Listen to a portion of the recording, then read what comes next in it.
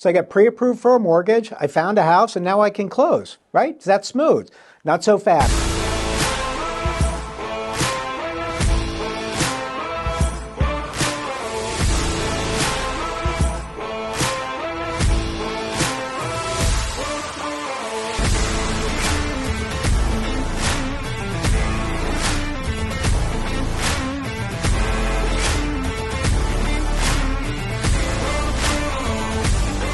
Thanks for coming on the show today, Jeff. We appreciate your time. I know you're really busy. I appreciate you having me today, Greg. So, Jeff, I want to start to unravel the process of buying a home. I mean, it's not as easy, I think, as people think it is. What would you think? No, it's really a somewhat complex transaction, and it involves, several different steps, 4 to be exact for the most part. So how do you break down the 4 steps, Jeff? Sure. We start with attorney review. Of course, that happens once the offer is accepted.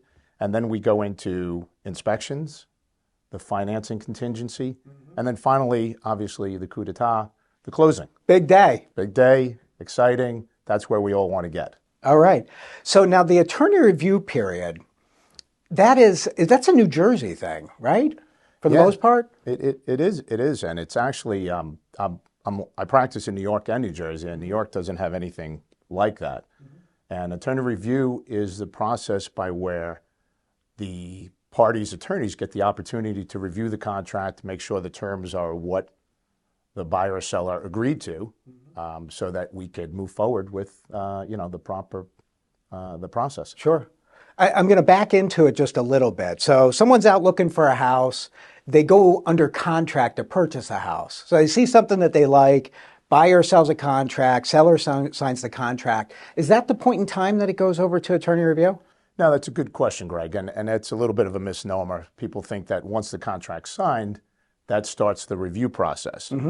And attorney review actually starts after the contract is fully executed and it's delivered to all parties. So what I mean by all parties is the buyer, the seller, and their realtors. Okay. And so if we were to sign the contract on Thursday and it's delivered to everybody on Friday, attorney review would start on Friday. Makes sense. So fully executed means that everyone signed the contract. Now it's got to get delivered to everybody, the agents, but not the attorney. So attorney review doesn't necessarily have to go to the attorney yet, just the buyer, the seller, and the real estate agents. That's correct. And in fact, in New Jersey, it's not the law that you have to have an attorney. And sometimes parties take a while to decide who they're going to use to represent them. And so that 3-day period does give them the time to do that. Okay. So now it's went to the attorneys. And as an attorney, Jeff, you have 3 days to review it? Again, a little bit of a misnomer. So the way attorney review works is that once the attorneys get it, we review it with our clients. We confirm the terms are in the contract or what was agreed to. We have some modifications, pretty standard modifications from the realtor's boilerplate contract. And then we send those modifications over to the other attorney. And they review that with their client. And we have to come to an agreement in order for attorney review to be concluded. So once that letter goes over to the next attorney, it stops that 3-day period from running. Okay, understood. So kind of to walk through that, so now everything's with the attorneys. There's some negotiation back and forth, which I'm going to get into in a minute. But it's not a rigid 3 days. It could be you send a letter on day 3, and I know you'd send it quicker, but just as an example, the other attorney receives it, and if they have amendments to that, it can extend that attorney review time frame. That's correct. Okay. So in fact, it could drag on for a week or 2 weeks if we cannot come to an agreement on the terms. And what happens is that once that first letter goes out objecting to the contract terms, that stops the 3-day period from running. Okay. And at that point, until we come to an agreement, that contract is technically terminated. And we then have to come back and come to an agreement with regard to those modifications to re-engage that contract. Understood. All right, so we have that 3-day period. Do weekends count? Weekends do not count. It's only business days. Okay. Holidays do not count. So in our example before, the contract gets delivered on Friday to all the parties. Attorney review starts on Friday. And then we'd have Monday, Tuesday. And by end of day on Tuesday, attorney review could be concluded if no letters of objection have been sent out. You make a really good point too, because once there's an objection to the contract, it's really terminated until it's resolved between the attorneys. That's correct. So the language in the review letter says, I hereby reject the terms of the contract. And until these additional modifications are agreed to by all parties, the contract is terminated. Okay. So in essence, you really don't have a contract at that point. So now if I'm in attorney review, because you see, sometimes you can see these things dragged out, Yes. where maybe an attorney goes on vacation or some people are just not responsive. Like if you're working with an attorney that's not a real estate attorney for a real estate transaction, you and I have both seen it, Jeff. I mean, these things could drag out, to your point, for a couple of weeks. But during that time, if I'm the seller of the property, can I still sell my house? Absolutely. And especially in the market we're in right now, that happens a lot. Yeah. The seller can continue to show the property while they're in attorney review and in fact entertain other offers and terminate, well, the other contract's already terminated, but they can move forward with the new offer and that original offer now goes by the wayside. I think it's really important for everyone watching out there and listening out there to understand you have to work with a real estate attorney, or at least that would be the recommendation, to make sure that you reduce that attorney review time frame. You don't really extend it past that 3-day period because you're vulnerable to losing the contract on the buy side.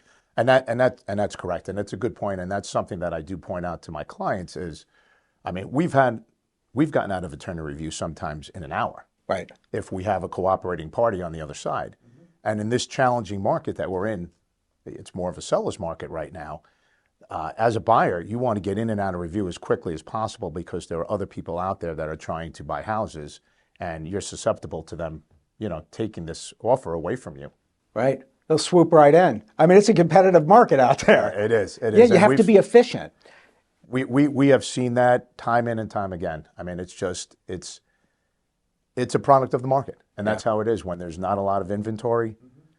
Mm-hmm. Sellers are going to look for the best deal that works for them. And if something comes in while you're in attorney review, then you might lose your deal. So it's important to get, as Greg mentioned before, it's important to get a real estate attorney who does this for a living because they understand the way the market works right now. Sure. And it's complex. There's a lot of different moving parts in real estate. You're not going to work with a real estate attorney for corporate law. Correct. Right? Correct. So it's kind of the same thing. Question for you. When something's in attorney review, what are typically the things that we're seeing that are negotiated, Jeff? Sure. Good. Well, there's a lot of things. Sure. In fact, if you haven't seen a purchase and sale contract, there's a lot of things going on with it. There are. And, when I first started, our attorney review letter was maybe a page long. Right. And how things have progressed, our attorney review letter could be anywhere from 4 to 6 pages now of additional terms or modified terms. So some of the things are inspections. Terms of inspections can be renegotiated. The language in the terms of inspection, the mortgage contingency could be modified. Mm-hmm.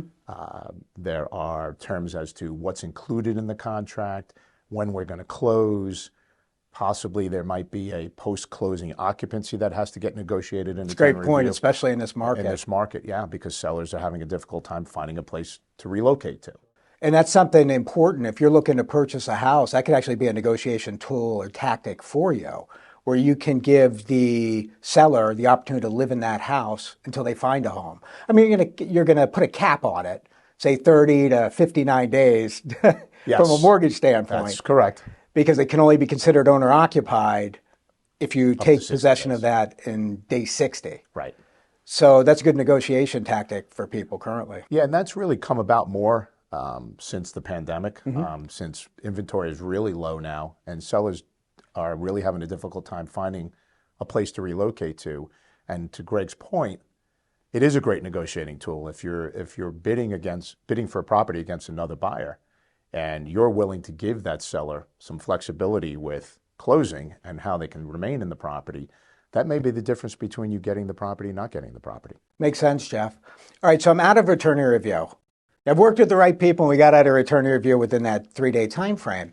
What's the next thing that happens? You mentioned inspections. Talk a little bit about that. Yes, please. And actually, before we get to inspections, sure. we have to make sure the deposit gets made. Okay. So buyer has to make a deposit depending on what the terms of the contract are.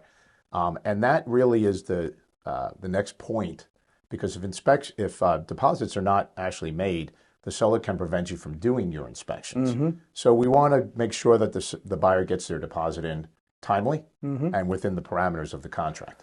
That's a great point, Jeff. And there's really two different types of deposits. There can be an initial deposit at the time you submit the contract, and then another deposit once you're out of attorney review, correct? Yeah, I mean, the contract is still set up that way. Yeah. It's still set up as initial deposit and additional deposit, and that's how it used to be.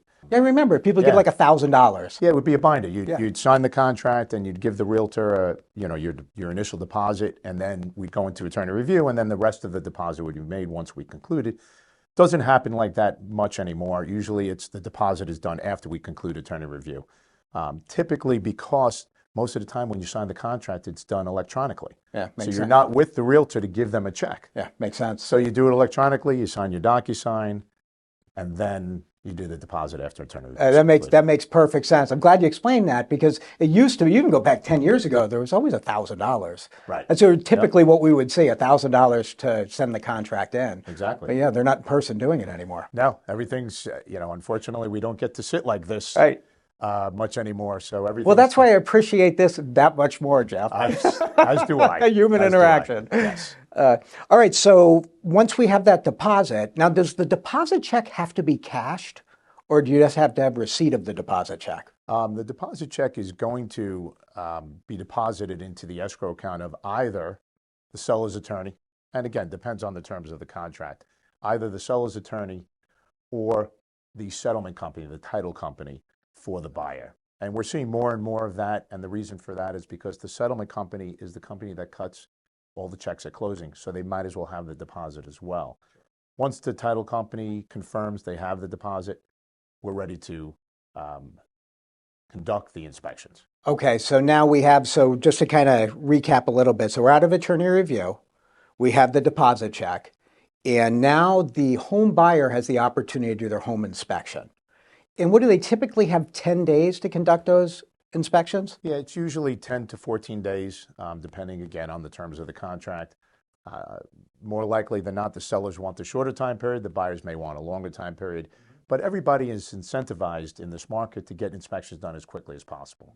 Because from a buyer's perspective, they want to know whether this is the house for them, depending on what this inspection discloses. And from the seller's perspective, they want to know if that buyer is going forward, because if not, they want to relist that property quickly and get it sold. Makes sense. Yeah. All right, so let's talk about the inspections a little bit. So you have 10 days to get the inspections. And I don't know if anyone out there has ever seen an inspection report, but I mean, they can be several pages. You have 50 different things that show up, 50 plus different things that show up on this inspection report. As the attorney that has the fiduciary responsibility of your client, what are the things that you really should be focused on as someone looking to buy a house? Yeah, and I mean, that is a good point. There are many different inspectors out there.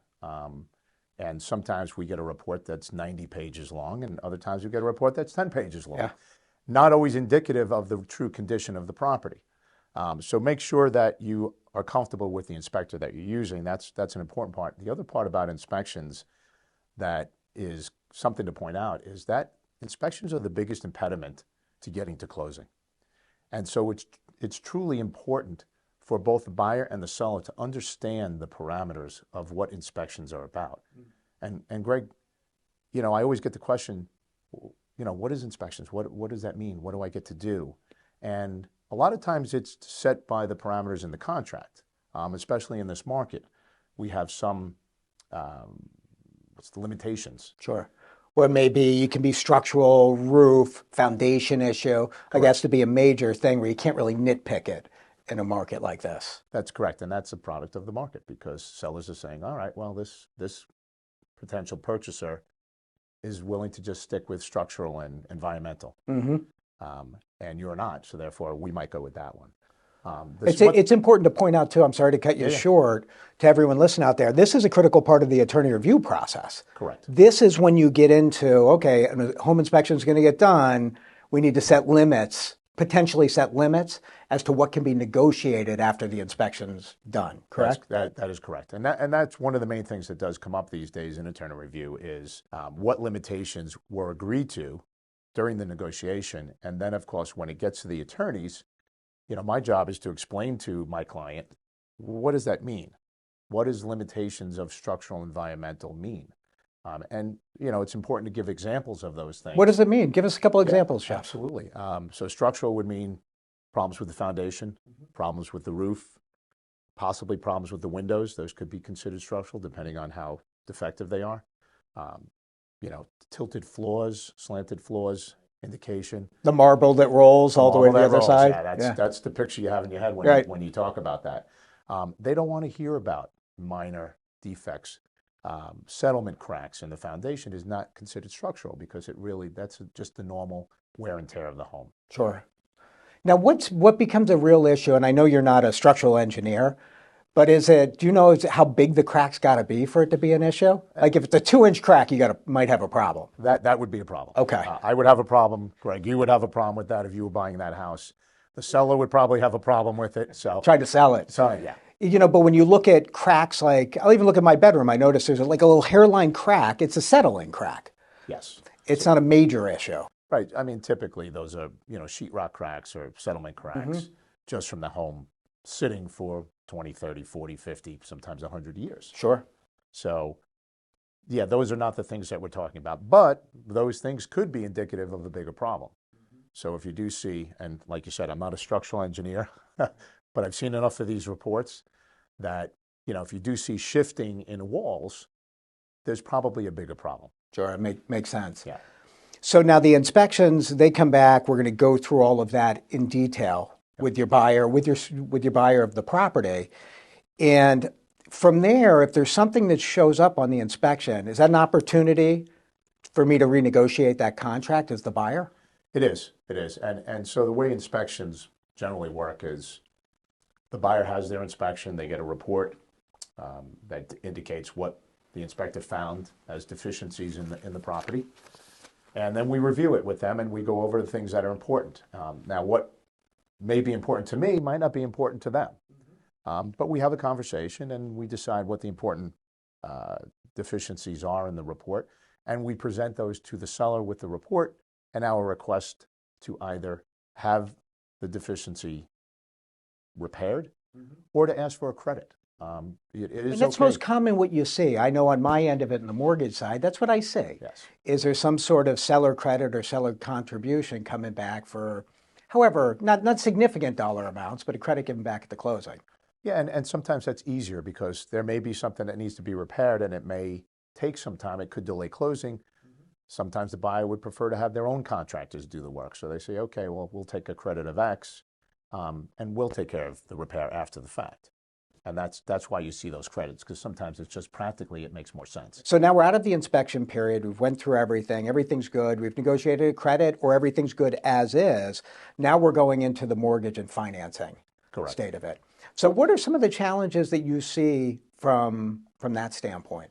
Yeah, I mean, I would say that the inspections is the biggest impediment. And of course, next is the financing contingency. And the financing contingency in the contract dictates how much time the buyer has to obtain their mortgage approval. And sometimes, depending on the lender they use, that could get drawn out. And that can have an issue with the seller. The seller may say, we don't want to wait any longer. And within the contract, they have the right, if it drags on too long, to terminate the contract based on not getting a timely approval. And there's some really important dates in there with the commitment date, which we're going to come back to in a second. But before we do that, Jeff, I just want to go to a quick break. We had left off at important dates with mortgage financing, one being the commitment date. So let's talk a little bit about what the commitment date is, because it's an important date on your purchase contract. So the commitment date, as I understand it, that's the date in which the lender issues a commitment. And from a consumer standpoint, that means the bank's lending you the money, and that they went through the underwriting process, that the appraisals came back in on the property. And barring something really outrageous happening, that transaction should go through. That's correct. So the commitment date is dictated by the contract terms, obviously. Typically, The mortgage contingency, which is the time frame in which you are to obtain your mortgage, is anywhere from 30 to 45 days. Most of the time, our contracts these days are 30 days. Those timeframes are generally construed, they're not strictly construed, meaning that if that 30th day, if that 31st day rolls around, you don't automatically lose your rights to your right to get that mortgage commitment, and you don't waive it. It's not, you don't lose the contract. All right, now you're using some legalese with that. So generally construed versus Strictly construed. Strictly construed. Generally meaning that there's a little bit of flexibility with that. Yeah, I mean, more times than not, it's rare that the 30-day mark hits and the seller says, "Okay, we're done." Right. They don't have the right to do that in the contract. That would be called time of the essence. We're not going to get into the legal end of that. Sure. But time of the essence just means that that's the date certain, and if you don't meet that date, then you lose your rights. Real estate contracts, residential real estate contracts, for the most part, are generally construed contingency dates. If they really wanted to push it, they would send us a notification and said, "Okay, by the way, your contingency has passed. Please let us know what the status is of your mortgage." Now, and I know you practice law in both New Jersey and New York. Is New York very similar? New York is similar with regard to the mortgage contingency. However, it seems that for some reason New York takes 30 days longer to get to closing than it does in New Jersey, and I have no idea why. I've tried to figure it out over the 30 plus years, and I cannot figure it out. Yeah, it's just, is it more rigid in New York? It usually comes down to the lenders in New York. Okay. And again, I don't know. I've asked a few lenders why, and I don't know the real reason as to why it takes longer. But I can tell you that in New Jersey, a residential closing will most of the time close within 45 to 60 days. In New York, it's more like 90 days. Interesting. And that's a big disparity, especially if you're someone moving from New York and purchasing in New Jersey. So that's a big nugget that you just gave us, Jeff. You have to be aware of that because you're going to see a lot of contracts in New Jersey that come across with 30-day closings. Correct. And if you have a house to sell in one of the boroughs in New York, you're not closing on that property in 30 days. And if you need the money from that sale to buy your new house, you're going to have to buy more time. And that is a contract term that would be put in during attorney review. And hopefully they've discussed it during the negotiations, is something called the home sale contingency, which means that you need the money from the sale of your home in order to buy the new home. So, okay, so we have the attorney review period, we have inspections, we have mortgage financing. Let's talk about the big one, closing. Yep. So now typically on the purchase contract, there's the closing date, and that's a general date, correct? That is correct. There are exceptions. So let's talk a little bit about the exceptions. New construction and bank-owned properties. Okay. So if you're buying a property from a bank that has foreclosed on the property, those dates are strictly construed, and for the most part, what we call time of the essence. Now, even in those scenarios, we can buy some time.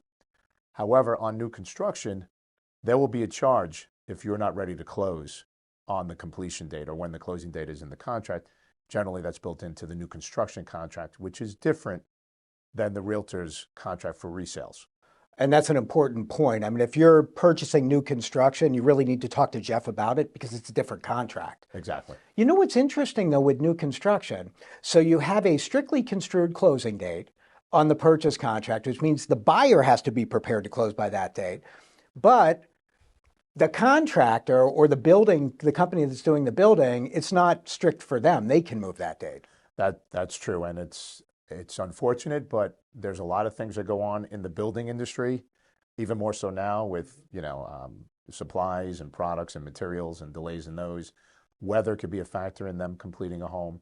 So yes, in a new construction contract, you have a closing date or an estimated closing date, and the language would say, this is the closing date, and we'll give you 10 days notice, Mr. and Mrs. Buyer, and you have to close within that 10 days, as opposed to the seller, the contractor, the builder, saying, well, I have an extra 180 days, which is standard in new construction, if I cannot meet that closing date that's in the contract. That's it's funny how that is. Yep. You know? But I guess it's their new construction. They control the process, and it's their contract. The key is if you're buying it, you just need to understand that. And the other thing, and you know this, Greg, is on a new construction, if you're financing with rate locks, the rates the way they are in rate locks, the lender has to be aware of that and obviously try to protect you as much as possible given That, those that's a great factors. point, Jeff. And from a consumer standpoint, you need to understand your options when it comes to the interest rate locks, where you can do something called an extended rate lock, where you can lock that interest rate in for a year time frame, sometimes even longer. But you have to be very aware of that because typically construction seems delayed. And that's no negative on the contractor. Right. It's just there's supply chain issues, there's all sorts of different moving parts. And there are certain builders in New Jersey that you know are going to be ready on time, and there are other smaller builders that maybe you don't trust that they're going to be ready on time. You know, the big builders here, you know, the Kavnanians and the Toll Brothers, they have this down to a science. They're pumping these out. They know how this works. They know what they need. They probably have enough materials, so those generally are ready on time. And now on new construction, since we're on that topic, you also need the certificate of occupancy before you can close. Not only on new construction, but even on resales. And that's interesting, Jeff. So from the mortgage standpoint, unless it's new construction or it's a real estate owned property or something that was significantly renovated, we're not going to require a certificate of occupancy. Yeah, and that has changed over the years because probably as recent as 10 or 15 years ago, lenders wanted to see the CO. The reason they probably don't require it anymore is because in New Jersey, you cannot transfer title in most towns without getting a certificate of occupancy. Makes sense. Yeah. But as an attorney, you have to have the certificate of occupancy to close. You do. And there are towns in New Jersey that don't require a CO. But on new construction, it's always required because it has to be approved by the township once the building is completed. All right, understood. So now we have closing date. We know closing dates can fluctuate a little bit. Do you think it's in someone's best interest to formally set that closing date once they're cleared for closing on their mortgage? Generally, how it works is we have that date in the contract, which is what we attempt to reach. And if there are delays, then there will be a back and forth between counsel for the buyers and the sellers. And we'll come to an agreement that, okay, we need another 10 days, and we'll agree to that. And of course, while that's going on, we're also communicating with the lender to make sure that the lender will be ready to do that. Once we have the clear to close, which is the formal approval that we're ready to close. That's a big term. Yes. You'll know when you're buying a house. That's right. So once you have that clear to close, then we know we're ready to close, and we can pigeonhole that closing date based on that. But it really comes from the lender at that point. We have to, if you're taking a mortgage, we can't close without the money from the lender. Right. So they're really holding the purse strings, literally, Sure, for us to close. And now when we have closing date, we all know we've all agreed to the closing date, and now money needs to be wired to the closing from the buyer and from the mortgage company. Now, a question that I get all the time is, who do I need to make all these checks out to? And as you and I know, it's one wire. So the title company really serves as, and I'm not sure if the attorneys are still doing that, they really serve as the clearinghouse. So we have $1 amount due at closing, which includes your residual down payment, which includes your costs associated in the mortgage that haven't been paid out of pocket yet. And you wire all that money to the title company, correct? That's correct. So there'll be a settlement sheet that's prepared by the title company based on figures provided to them by both the lender and the attorneys. Mm-hmm. They'll put together one settlement sheet. They'll have a bottom line figure, and that is the money that the buyer needs to transfer to the title company. Now, it can be by bank check. It can be by certified check, and some of the title companies these days are going back to that. You see a lot of that. Yeah, I noticed they kind of went away for a while where it was all wire transfer.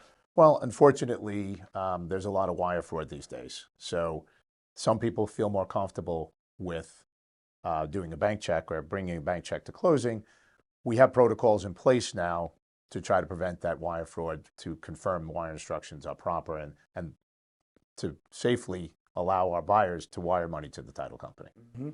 And it's one check. We send it typically a day before closing. Yeah, usually the figures come in the day before closing. We'll review that with the client, and then the client will go to the bank, initiate the wire to the title company. Hopefully those funds will be in for closing the next day, and then we're ready to go. The title company cuts all the checks. Everybody shakes hands. Well, not so much anymore. right? And you own the property. And you own the And go property. have a good time with it. Exactly. So Jeff, I really appreciate you taking the time today to kind of go through the process of this. I would also alert everyone to stay tuned because we're going to do something else as it pertains to the actual purchase and sale contract. So thanks so much for taking the time today, Jeff. Thank you for having me. This was great. Thanks, Greg. Well, thanks for taking the time today, everyone. I hope you learned a couple of things about the process of purchasing a home. Just to reiterate, once you go under contract to purchase a home, which means the buyer and the seller have signed the contract, you go to a process called attorney review. From there, you're going to have your home inspections done to the property. After that, we have to focus on your mortgage and financing aspect of the transaction, and then you're going to wrap up with closing day. So I hope this helped a lot. We look forward to catching up with you next week. Thank you for tuning in to this week's edition of Your Mortgage Process, hosted by Greg Wareham, produced by Greg Wareham and Nick Pavis at The Social Rift, and executively produced by The Social Rift. Thank you again for tuning in, and we look forward to catching up with you next week.